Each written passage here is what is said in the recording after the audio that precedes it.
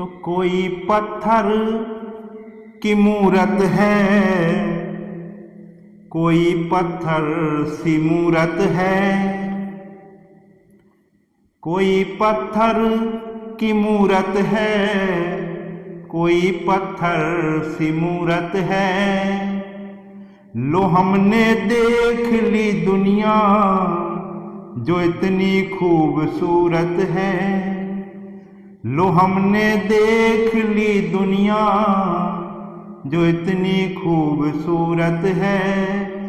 ज़माने की नहीं है पर मुझे अपनी खबर ये है। ज़माने की नहीं है पर मुझे अपनी खबर ये है कि मुझे तेरी ज़रूरत है, तुझे मेरी ज़रूरत है। मुझे तेरी ज़रूरत है, तुझे मेरी ज़रूरत है। मुझे तेरी ज़रूरत है, तुझे मेरी ज़रूरत है। वो मेरा है, वो इस एहसास से इनकार करता है। वो मेरा है, वो इस एहसास से इनकार करता है। भरी महफिल में भी रुसवा मुझे हर बार करता है। भरी महफिल में भी रुसवा मुझे हर बार करता है। ज़माने को यकीन है ये खफा है मुझसे वो, लेकिन ज़माने को यकीन है ये खफा है मुझसे वो, लेकिन मुझे मालूम है फिर भी मुझी से प्यार करता है। मुझे मालूम है फिर भी मुझी से प्यार करता है। मुझे मालूम है फिर भी मुझी से प्यार करता है। नमस्कार, मैं इंद्रभूषण सिंह राजपूत आज के इस वीडियो में आप सभी का स्वागत करता हूं। भारत माता की जय। जय जवान, जय किसान, जय विज्ञान। अभी हमने देखा सेना का अपमान। सेना किसी देश के लिए कितने मायने रखती है ये सभी जानते हैं। सेना केवल युद्ध नहीं लड़ती, सेना शांति काल में बाढ़, भूकंप, कोई भी प्राकृतिक त्रासदी हो, सबसे आगे मेरे भारतीय सैनिक, मेरे भारत की सेना, मेरे वो जवान आकर खड़े होते हैं और इस देश को बचा लेते हैं।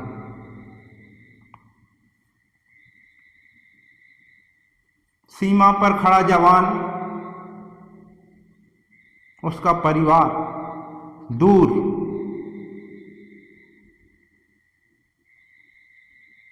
दुर्गम क्षेत्र, कितनी सीमाएं हैं मेरे देश की।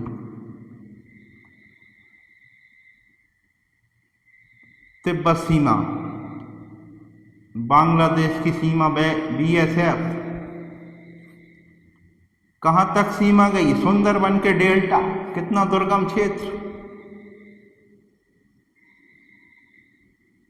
दलदली भूमि, रामसर साइट्स, आर्द्र भूमि।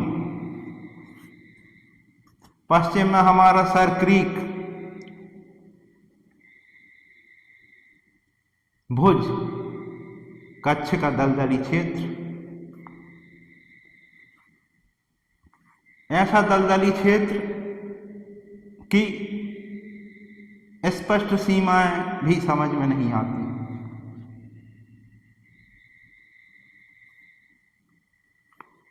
सफेद बर्फ वाला हमारा हिमालय, जहां सांस लेना भी मुश्किल, वहां भी वो जवान खड़ा रहता है।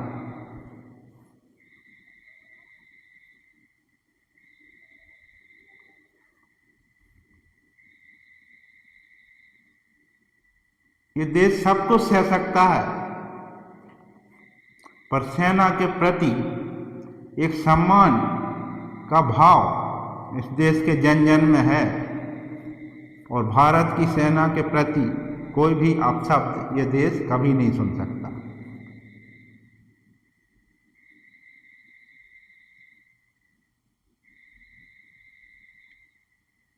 सीमा पर टकराव होते हैं,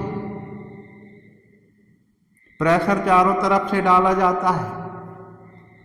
कोई भी सीमा थोड़े समय के लिए भी जब निगरानी के बीच सुरक्षा में सैन्य लगा लेते हैं, तो सोचो कि सैनिक या सेना नहीं होगी तो क्या हासिल होगा।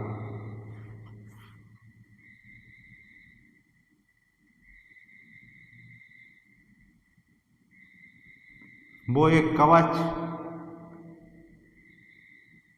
जो सुरक्षा करता है।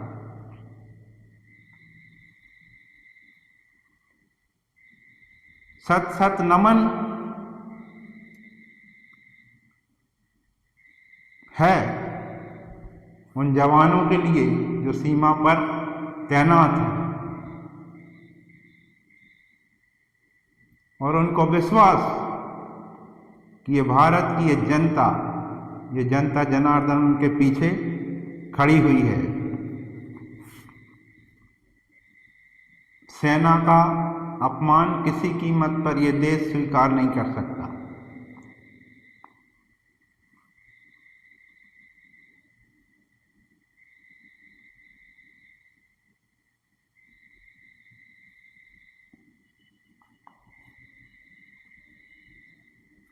तीन चार युद्ध इस देश ने देखे, सेना ने वो सभी युद्ध जीते।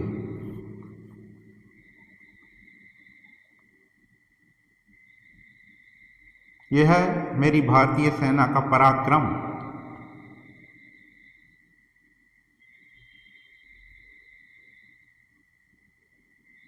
अरे सैनिक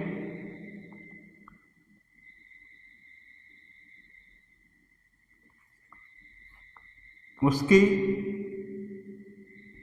सेना की चरणों की धूल के बराबर हम अपने आप को नहीं गिन सकते।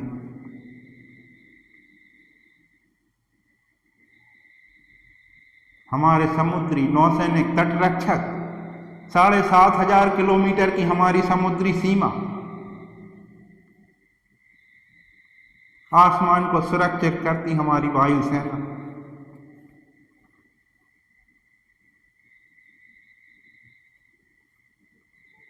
इतना विशाल हमारा ये देश,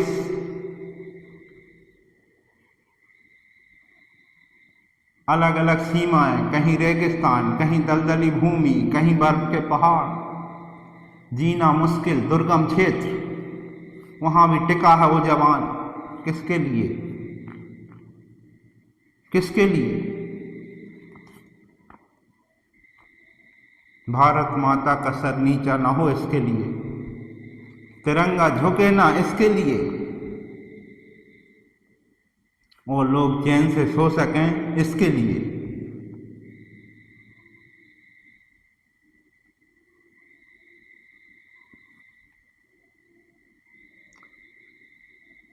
चाह नहीं मैं सुरवाला के गहनों में गूथा जाऊं,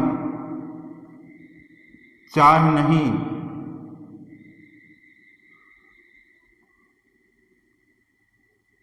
सम्राटों के सौ पर हे हरि डाला जाऊं। पूरी कविता है, पूरी याद नहीं आ रही मुझको। और आखिरी की लाइन है कि मुझे तोड़ लेना बनमाली, मुझे तोड़ लेना बनमाली, और उस पथ पर तुम देना फेंक, मातृभूमि पर शीश चढ़ाने जिस पथ जाएं वीर अनेक।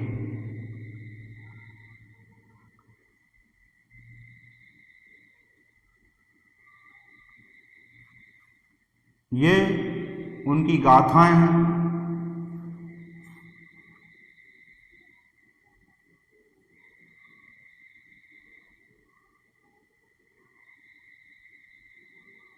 उनकी गाथाएं गाई जाती हैं।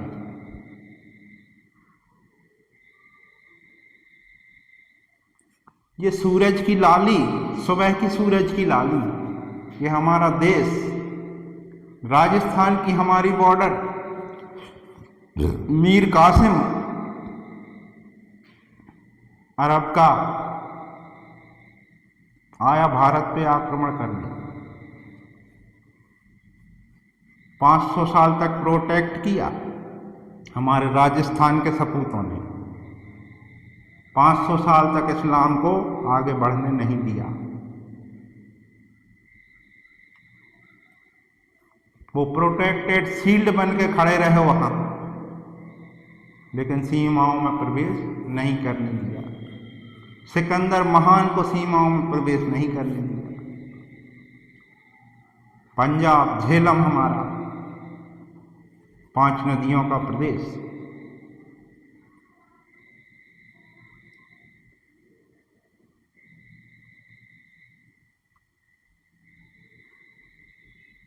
यह है हमारी भारतीय सेना की पहचान, उसकी अस्मिता। हम अपनी सेना का सम्मान करते हैं, हम अपनी सेना के साथ खड़े हैं, और ये पूरा देश उन सैनिकों के साथ खड़ा है जो हमारी सीमाओं की सुरक्षा कर रहे हैं और जिनकी वजह से हम प्रोटेक्ट हैं, सुरक्षित हैं, अपने अपने कामों में लगे हुए हैं, और ये हमारा अमर लोकतंत्र चल रहा है।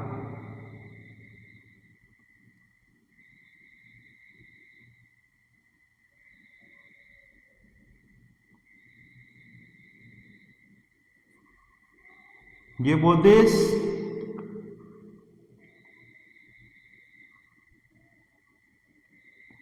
जिसको झुकाया नहीं जा सकता। सूरज की लाली कितनी प्यारी होती, सूरज की लाली, ये उनकी गाथाएं हैं। इनकी गाथाओं को आप देखिए कि ये गाथा इनको सूरज की लाली में रख देती है। हमारे अमर वीर सैनिक, ये गाथा इनको सूरज की लाली में रख देती है। और हमारा राजस्थान, ये गाथा इनको सूरज की लाली में रख देती है। और त्याग देखिए कि हाड़ा रानी शीश काट कर थाली में रख देती है। हाड़ा रानी शीश काट कर थाली में रख देती है। ये हमारी स्त्रियों का त्याग, ये गाथा उनको सूरज की लाली में रख देती है। ये गाथा उनको सूरज की लाली में रख देती है। हाड़ा रानी शीश काट कर थाली में रख देती है। हाड़ा रानी शीश काट कर थाली में रख देती है। तो ऐसा ये देश है, सशक्त सेना इसका इतिहास रही है।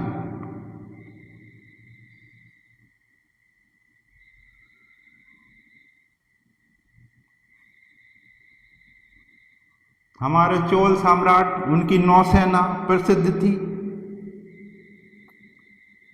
1000 वर्षों पहले चोल एम्पायर इतना बड़ा हुआ करता था, प्रसिद्ध नेवी थी उनके पास।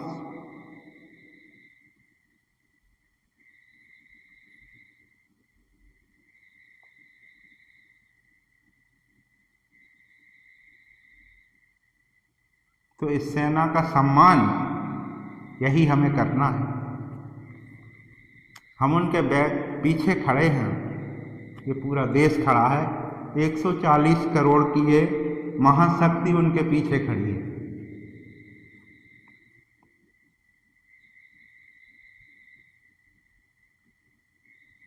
उनको ताकत देने के लिए खड़े हैं।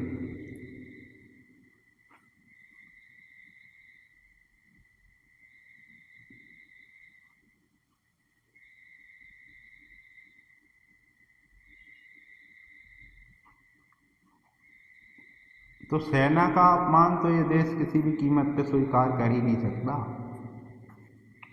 उसको तो हमको सम्मान सी नज़र से ही देखना है।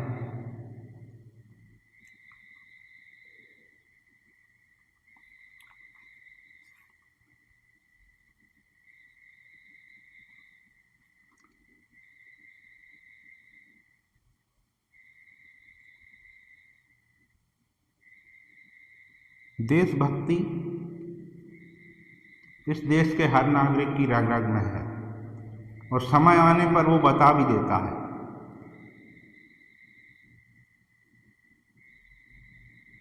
कि तन समर्पित मन समर्पित, तन समर्पित मन समर्पित और यह जीवन समर्पित, तन समर्पित मन समर्पित और यह जीवन समर्पित।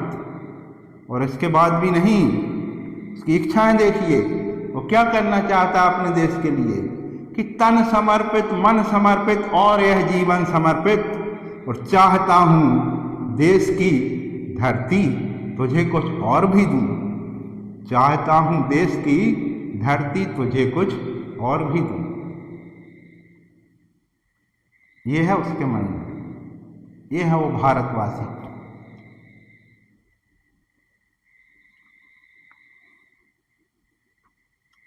ये है उनकी ताकत।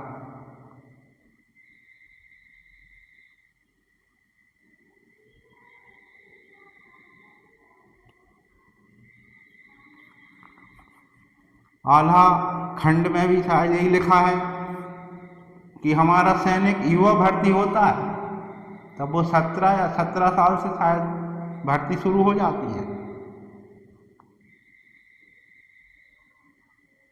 आल्हा खंड में भी लिखा है कि 12 बरस तक कुकुर जीवे, 12 बरस तक कुकुर जीवे और 13 लो जिये सयार। 12 बरस लो कुकुर जीवे और 13 लो जिये सयार, और बरस 18 क्षत्रिय जीवे और आगे जीवन को धिक्कार। ये जीवन अर्पण करने के लिए इस देश पर, इस मातृभूमि पर वो तैयार रहता है।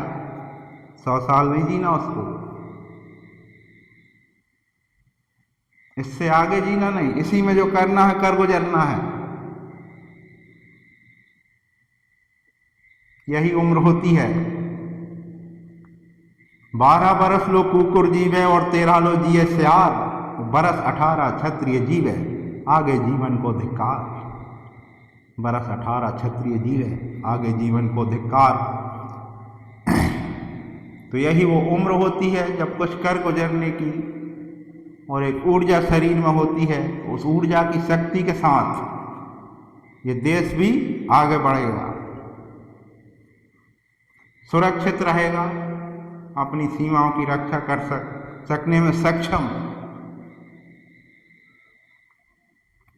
ये मेरा भारत।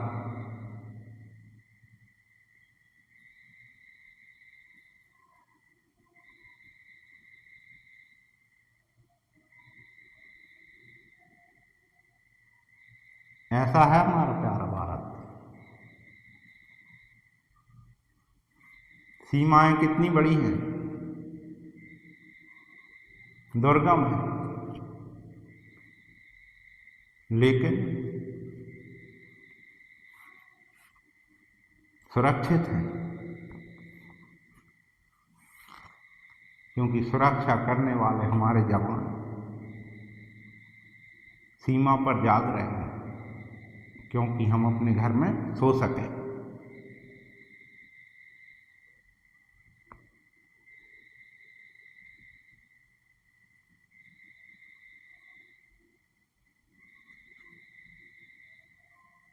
कठिन से कठिन परिस्थितियों में, ठंड में, बरसात में, गर्मियों में, हर एक मौसम में बिना डरे, बिना रुके, बिना थके, बिना झुके खड़े हैं।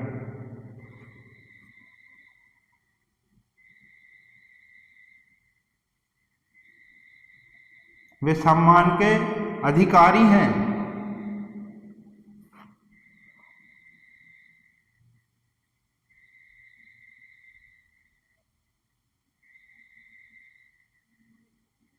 वे समर्थन के अधिकारी हैं, क्योंकि वे राष्ट्र के रक्षक हैं।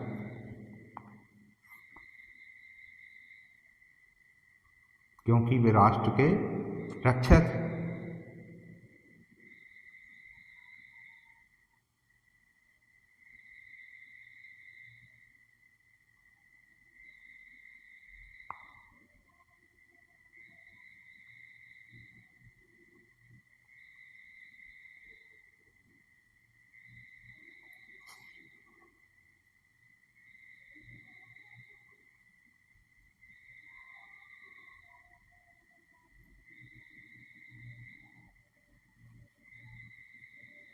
तो इस तरह से ये भारतीय सेना, एक्चुअली बोलना मुझे आज इस पे था, आपका बंटी, हिंदी साहित्य की बुक है मन्नू भंडारी, लेकिन मैं सेना की तरफ चला गया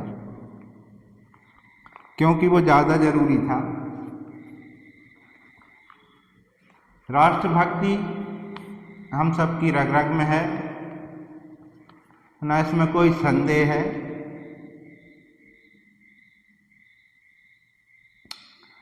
और ये मेरे देश का हर नागरिक इस राष्ट्रभक्त है। वो अपने देश का बुरा चाह ही नहीं सकता, वो अपने देश के लिए मंगल कामनाएं करता है, उसकी सुरक्षा की कामना करता है।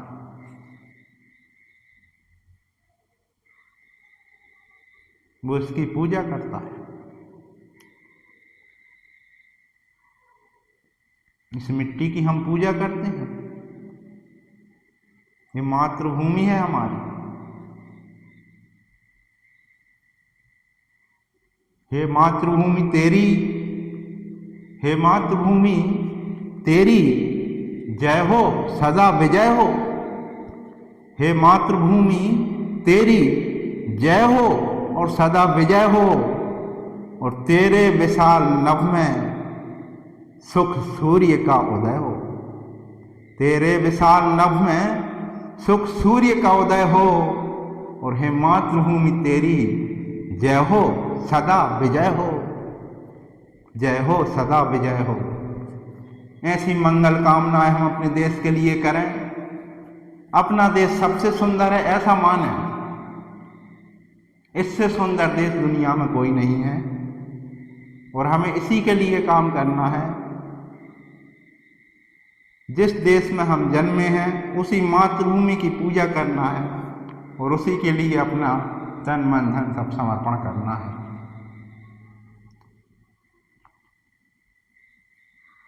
राष्ट्र हमारी अस्मिता है,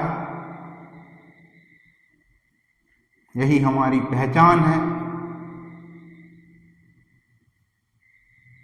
और हम इसी के लिए खड़े हैं।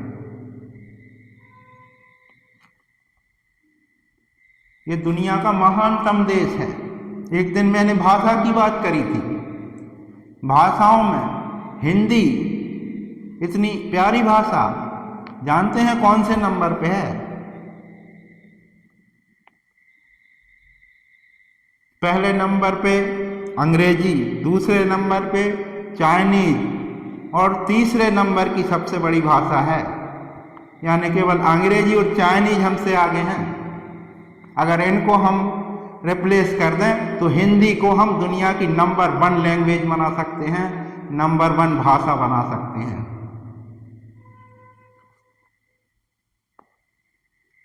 इस भाषा का बताइए, इतने बड़े दुनिया में जो भाषा तीसरा स्थान रखती हो, कोई भी प्रतियोगिता होती 3 स्थानों, प्रथम द्वितीय और तृतीय।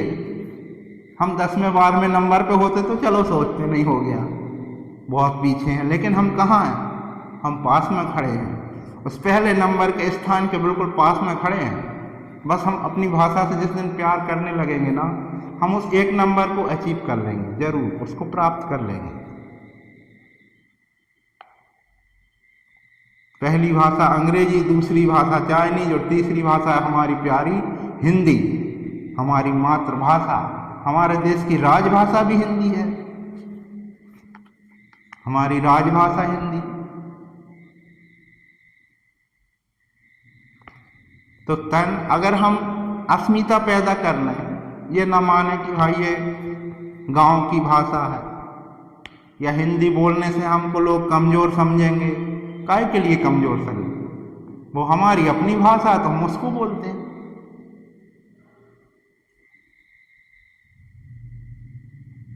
भाई अपनी चीज को अगर हम ही नुकसान न पहुंचाएं तो दूसरा नहीं पहुंचा सकता।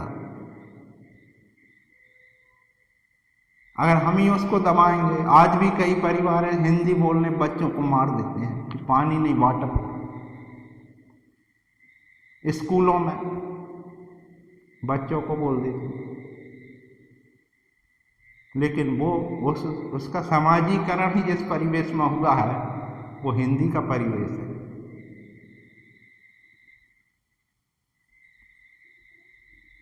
और उसकी मजबूरी है, वो मिडिल क्लास है, वो चाहता है कि हम अंग्रेजी सीख जाएं, क्योंकि अंग्रेजी सीख जाएंगे तो हमें अच्छी नौकरी मिल जाएगी, हमें समाज में सम्मान प्राप्त हो जाएगा।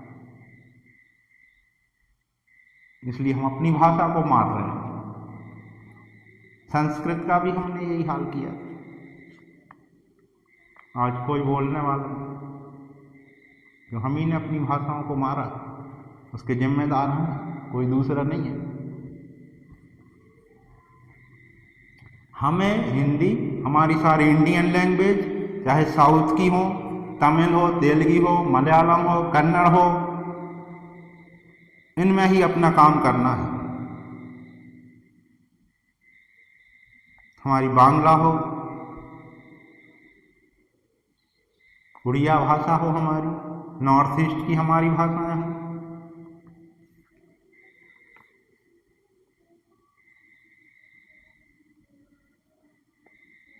हमारी डोगरी भाषा हो, असमिया हो,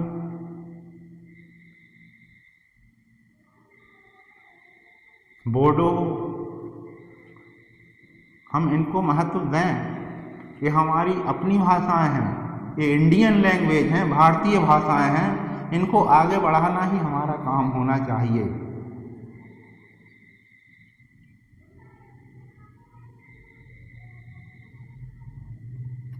तो आज के इस वीडियो में इतना ही संदेश है। और भी कुछ बातें हैं, लेकिन वो विषय अलग हैं। जैसे शिक्षा विभाग में टीईटी का एक मुद्दा छा गया है, तो टीईटी में अभी क्लियर और स्पष्ट निर्देश नहीं आ पा रहे हैं, तो टीचर्स को ये समझ में नहीं आ रहा है कि किनको देना है, किनको नहीं देना है। इस संबंध में भी हमारे सभी टीचर्स एक उस स्थिति में हैं असमंजस की कि किनको टीईटी देना है, किनको टीईटी नहीं देना है। क्योंकि 2006 में एग्ज़ाम हुआ था, 2008 में एग्ज़ाम हुआ था, और शायद अप्रैल में आरटी लागू हुआ था, अप्रैल 10 में। तो पेरियर आप बोल रहे हैं, तो उसके पहले का बोल रहे हैं, तो रिक्रूटमेंट जो उसके पहले हुए हैं, वो एक ईएसपी का जो डाला है उसमें वो एक पैरा भी उनने दिया है। तो पेरियर जो रिक्रूट हुए हैं उसके बारे में बोल रहे हैं कि उनको देना है शायद।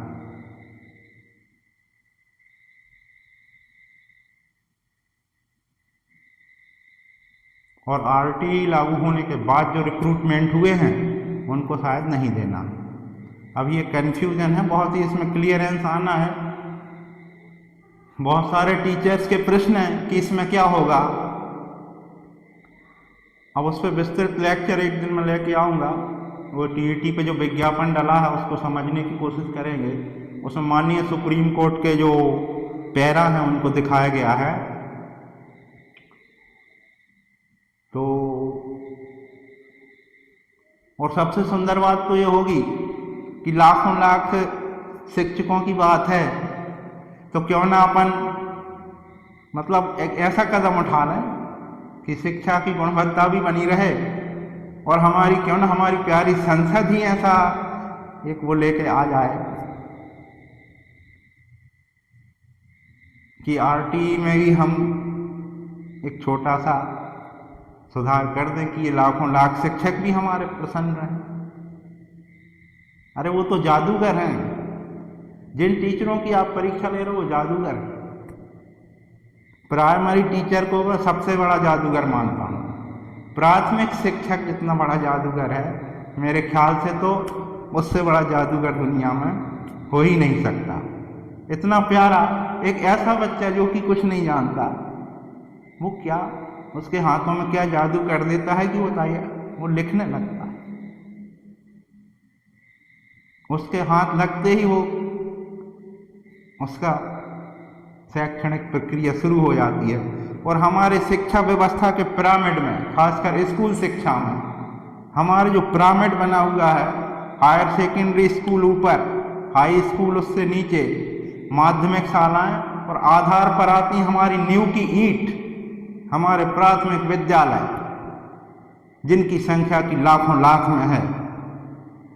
और ये प्राथमिक विद्यालय उन जड़ों की तरह हैं, जैसे एक विशाल पेड़ को जड़ें ही पोषित करती हैं, उसी तरह हमारे प्राइमरी स्कूल हमारे उच्च शिक्षा तक के पिरामिड के लिए जड़ों का काम करते हैं। तो उन जड़ों में काम करने वाले हमारे शिक्षक, प्राइमरी शिक्षक, प्राथमिक शिक्षक, उन सभी को मैं प्रणाम करता हूँ। वो आदर के पात्र हैं, इतने आदर के पात्र हैं कि सबसे ज़्यादा सम्मान उन्हें ही मिलना चाहिए। क्योंकि हम जब किसी चीज़ को देखते हैं, हम मंदिर को देखते हैं तो उसके कलश को देखते हैं, हम पेड़ को देखते हैं उसके पत्तियों और फलों और उसके सौंदर्य को देखते हैं, लेकिन जो मूल काम उसकी जड़ें कर रही हैं, अगर जड़ें अपना काम नहीं करेंगी तो वो पेड़ ना हरा रहेगा, ना उसमें फल आएंगे और ना वो सुंदर दिखेगा। इसी तरह से नींव की ईंट है, यहाँ हम सब कलश बनना चाहते हैं, शिखर पर चमकना चाहते हैं, नींव की ईंट बनना कोई नहीं चाहता, और न नींव की ईंट को कोई देखना ही चाहता है। कितना भी विशाल मंदिर हम देखने जाते हैं, उसके कलश की तरफ देखते हैं, कितना सुंदर कलश, कितनी नक्काशी, लेकिन हम तारीफ करें उन नींव की ईंटों की जिन पे वो कलश खड़ा है और अपनी सुंदरता पर इतरा रहा है। ऐसे ही मेरा एजुकेशन सिस्टम, इसकी जड़ें हैं हमारे प्राथमिक विद्यालय, जिनकी की संख्या सबसे ज़्यादा है, और उन्हीं विद्यालयों में काम करते हैं हमारे प्राइमरी टीचर्स, जिनकी संख्या भी सबसे ज़्यादा है। और वही इस पूरे संपूर्ण शिक्षा व्यवस्था के पोषक हैं, वहीं से शुरू होता है सिस्टम।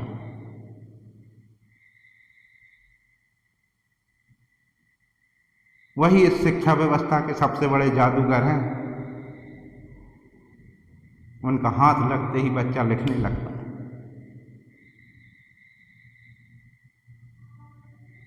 वो परिवार रूपी पाठशाला से जब जिस विद्यालय में पहले पहुंचता है तो हमारे प्राइमरी स्कूल होते हैं, और उन प्राइमरी स्कूलों में हमारे प्यारे प्राथमिक शिक्षक काम करते हैं, जो सम्मान के अधिकारी हैं। उन्हें उचित सम्मान मिलना ही चाहिए।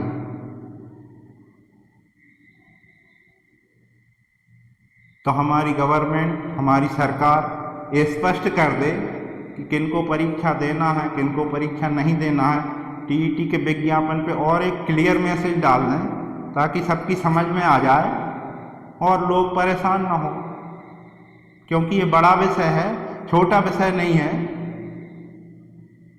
और माननीय सुप्रीम कोर्ट के आदेशों का हम सब सम्मान करते हैं। भारत की न्यायिक प्रणाली में हम सबका भरोसा है।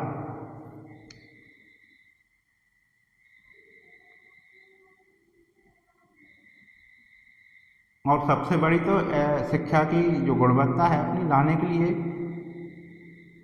जब बात लाखों लाख लोगों की होती है, करोड़ों की होती है, तो हमारी प्यारी संसद भी इसी के लिए है, क्योंकि हम लोगों ने ही भेजा है चुन के सबको।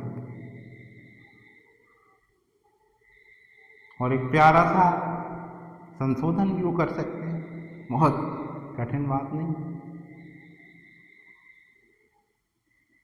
हमारे लाखों लाख प्राथमिक शिक्षक, माध्यमिक शिक्षक, इस शिक्षा व्यवस्था की जड़ें, वो जड़ें सुरक्षित रहें, स्वस्थ रहें और सींचती रहें हमारे इस शिक्षा व्यवस्था के पिरामिड को, जो कि सबसे आधार है और आधार पे ही सब खड़ा होता है। वो हमारी नींव की ईंटें हैं, और नींव की ईंटें हम सबसे मजबूत लगाते हैं। बोले मकान बनता है, बोले नींव सबसे मजबूत भरना। क्यों भैया, क्यों पूरा मकान उसी पे खड़ा होना है? तो अपनी नींव को क्यों कमजोर करें हम? क्यों उनका मनोबल तोड़ें? क्यों ना उन्हें खुश करें, उन्हें प्रसन्न रखें?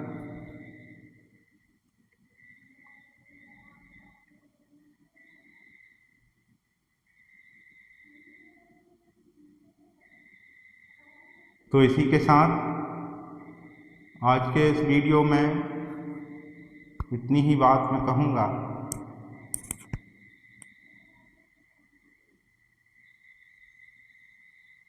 और इसको समाप्त करने से पहले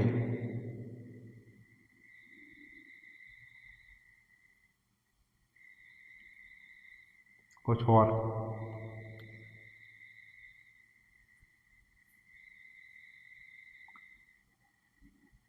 मायूसी, उदासी, प्रसन्नता, ये हमारे भाव हैं। तो एक और दो लाइन है, इसके आखिरी में जोड़ना चाहता हूं कि कोई मायूस इतना है बहाने भूल आया हूं, कोई मायूस इतना है बहाने भूल आया हूं, किसी के एक तरन्नुम पे तराने भूल आया हूं, किसी के एक तरन्नुम पे तराने भूल आया हूं। मेरी अब राह ना तकना कभी ये आसमां वालों, मेरी अब राह ना तकना कभी ये आसमां वालों, किसी चिड़िया की आंखों में उड़ाने भूल आया हूँ, किसी चिड़िया की आंखों में उड़ाने भूल आया हूँ, किसी चिड़िया की आंखों में उड़ाने भूल आया हूँ। नमस्कार, जय हिंद, जय भारत, भारत माता की जय। समर्थ बने हमारा भारत, समृद्ध बने हमारा भारत। जय श्री राम, जय श्री राम, जय श्री राम।